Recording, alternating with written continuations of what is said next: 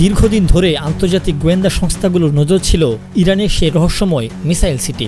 কিন্তু গত এপ্রিলে ইসরায়েল ও যুক্তরাষ্ট্রের 12 দিনের জোটগত বিমান হামলায় আশ্চর্যজনকভাবে সেই শহর ছিল একদমই নিশ্চুপ। না সেখান থেকে করা হয়েছে প্রতিরোধ, না কোনো পাল্টা আঘাত। তবে এবার ওয়াশিংটন পোস্টের এক চাঞ্চল্যকর অনুসন্ধান জানিয়ে দিল, শান্ত নয় বরং আগ্নেয়গিরির মতো ঘুমিয়ে আছে এই শহরের ভেতরে লুকিয়ে থাকা এক ভয়ঙ্কর সামরিক শক্তি। সেখানে মজুত রয়েছে বিপুল সংখ্যক সলিড ফুয়েল ক্ষেপণাস্ত্র, যেগুলো মুহূর্তেই লঞ্চের জন্য প্রস্তুত। ইসরায়েলের গোয়েন্দারা বলছে এই ক্ষেপণাস্ত্রগুলো এতটাই শক্তিশালী আর এতটাই নিখুঁত যে সেগুলো ধ্বংস করা প্রায় অসম্ভব। যে অস্ত্রের নামই আগে শোনা যায়নি, সেগুলোর হঠাৎ উপস্থিতি বদলে দিতে পারে গোটা অঞ্চলের যুদ্ধ পরিস্থিতি।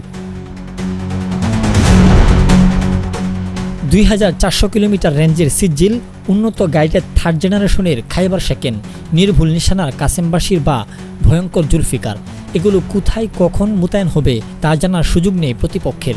এসব ক্ষেপণাস্ত্র এক মুহূর্তে অবস্থান বদলে দিতে পারে, গোপনে লুকিয়ে থাকতে পারে পাহাড়, মরুভূমি বা বেসমেন্ট বাংকারে।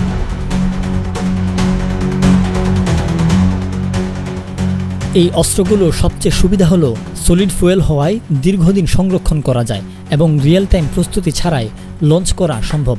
আর চীন থেকে আমদানি করা অ্যামোনিয়াম পারক্লোরেট ব্যবহার করে ইরান এই মিসাইল গুদামকে দিন দিন আরও বেশি শক্তিশালী করে তুলছে। আরও ভয়ঙ্কর তথ্য হচ্ছে, এই প্রযুক্তির কিছু অংশ ইতিমধ্যে হস্তান্তর করা হচ্ছে ইরান সমর্থিত বিদ্রোহী গোষ্ঠীগুলোর কাছে। বিশ্লেষকরা বলছেন, এই অস্ত্র ভাণ্ডার কেবল সামরিক নয় বরং কূটনৈতিক হিসেব নিকেশেও বড় ধরনের পরিবর্তন আনবে। এখন প্রশ্ন, ইসরায়েল ও যুক্তরাষ্ট্র যদি 12 দিনব্যাপী সম্মিলিত হামলায় ইরানকে থামাতে না পারে, তাহলে এই নতুন গোপন ক্ষেপণাস্ত্র শক্তির মুখে দাঁড়িয়ে পুরো বিশ্বই বা আজ কতটা প্রস্তুত।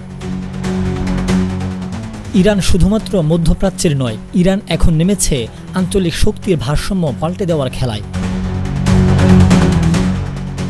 আনোয়ার শাহ, সংবাদ সারাদিন।